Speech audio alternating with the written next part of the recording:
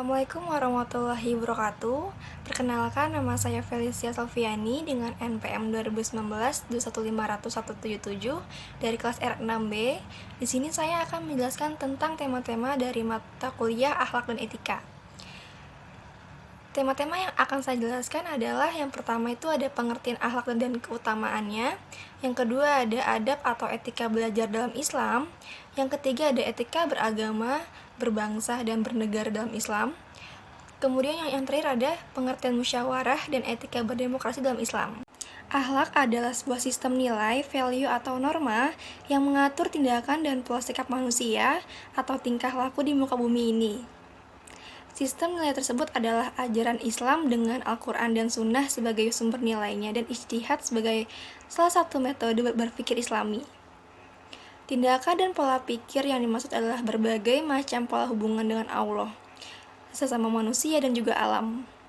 Kata akhlak berasal dari bahasa Arab yaitu khuluq yang artinya watak, kelakuan, tabiat, perangai, budi pekerti, dan tingkah laku atau kebiasaan.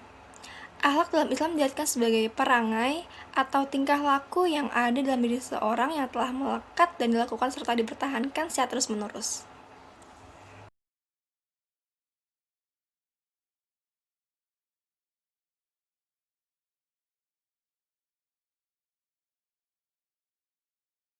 Kemudian yang kedua ada adab atau etika belajar dalam Islam.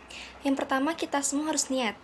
Saat kita hendak menuntut ilmu, niat utama kita harus karena Allah. Seperti firman Allah dalam surah Al-Baqarah ayat 5, yang artinya, padahal mereka tidak disuruh kecuali supaya menyembah Allah, dengan memurnikan ketaatan kepadanya dalam menjalankan agama yang lurus, dan supaya mereka mendirikan sholat dan menunaikan zakat, dan yang demikian itulah agama yang lurus. Kemudian yang kedua, kita harus bersungguh-sungguh dalam menuntut ilmu. Ketika menuntut ilmu, hendaknya kita bersungguh-sungguh dan selalu antusias untuk mendapatkan ilmu yang bermanfaat. Tuntutlah ilmu seolah-olah tidak pernah kenyang dengan ilmu yang didapatkan. Hendaknya kita selalu berkeinginan untuk menambah ilmu kita. Rasulullah SAW bersabda, dua orang yang rakus tidak pernah kenyang, yaitu orang yang rakus terhadap ilmu dan tidak pernah kenyang dengannya, dan orang yang rakus terhadap dunia dan tidak pernah kenyang dengannya. Hadis riwayat Al-Baihaqi.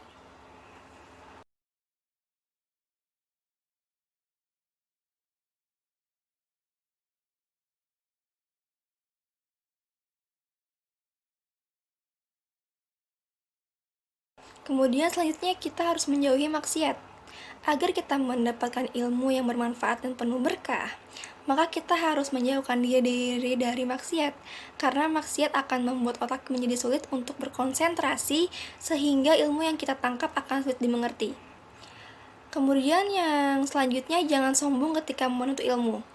Jika ingin mendapatkan ilmu yang bermanfaat, alangkah baiknya kita harus tetap rendah hati, jangan merasa sombong ketika kita sudah merasa cukup dengan ilmu yang kita miliki. Kemudian yang terakhir ada menyimak guru saat guru sedang menuntut ilmu. Enggak, itu anjing.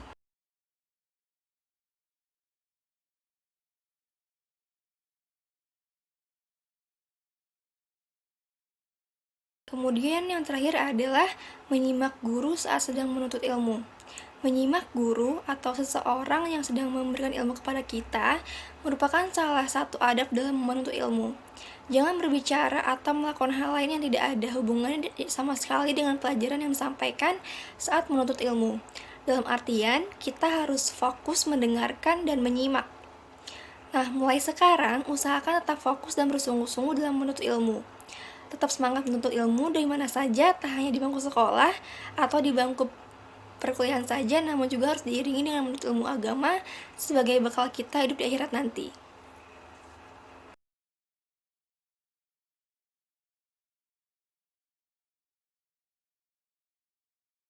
Kemudian selanjutnya, saya akan menjelaskan tentang etika beragama, berbangsa, dan bernegara dalam Islam.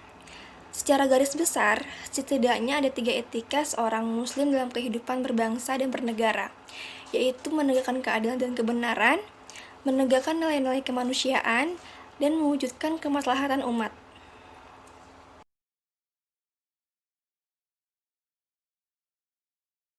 Yang pertama, menegakkan keadilan dan kebenaran. Dalam kehidupan, kebenaran dan keadilan adalah sesuatu yang paling dicari oleh setiap manusia, bahkan kehidupan manusia itu sendiri disebut sebagai proses dalam mencari keadilan dan kebenaran. Islam adalah agama yang akan selalu berpihak kepada keadilan dan kebenaran, bahkan menegakkan keadilan dan kebenaran adalah kewajiban bagi setiap muslim kapan saja dan di mana saja. Karena saking pentingnya keadilan dalam kehidupan manusia, Allah Subhanahu wa Ta'ala memerintahkan kepada orang-orang beriman agar selalu menegakkan keadilan dan kebenaran sebagaimana yang tercantum dalam Al-Quran Surat Al-Maidah ayat 8.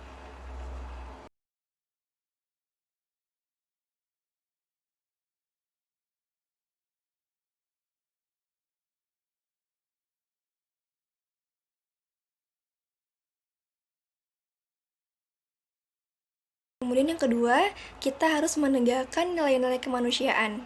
Secara genealogis, manusia diciptakan oleh Allah Subhanahu wa Ta'ala dari jenis yang sama, dari nenek moyang yang sama, dan dari bahan yang sama. Persamaan inilah yang menjadi dasar pentingnya menegakkan nilai-nilai kemanusiaan. Penegakan nilai-nilai kemanusiaan dalam Islam menjadi tujuan beragama. Hak hidup, hak intelektual, hak kekayaan, dan hak keturunan. Secara sosiologis, ajaran Islam akan mengerucut pada 5 hal tersebut karena 5 hal tersebut merupakan sesuatu yang sangat primer dan utama dalam kehidupan manusia. Dengan demikian, seorang muslim berkewajiban menegakkan pentingnya nilai-nilai kemanusiaan dalam kehidupan berbangsa dan bernegara. Apabila ini terwujud, maka cita-cita menjadi negara yang baldatun thayyibatun wa rabbun ghafur akan tercapai.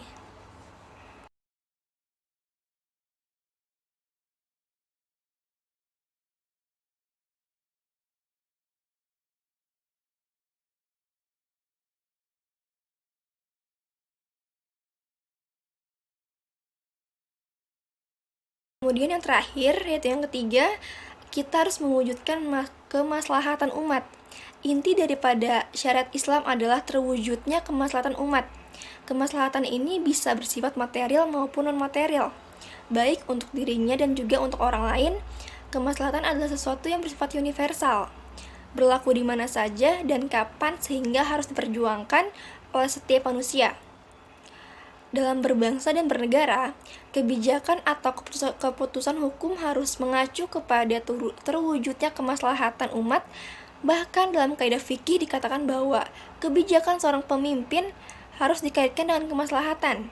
Dengan demikian, peran serta seorang muslim dalam politik secara umum dan kebijakan secara khusus adalah ikut serta mendorong terwujudnya kemaslahatan umat.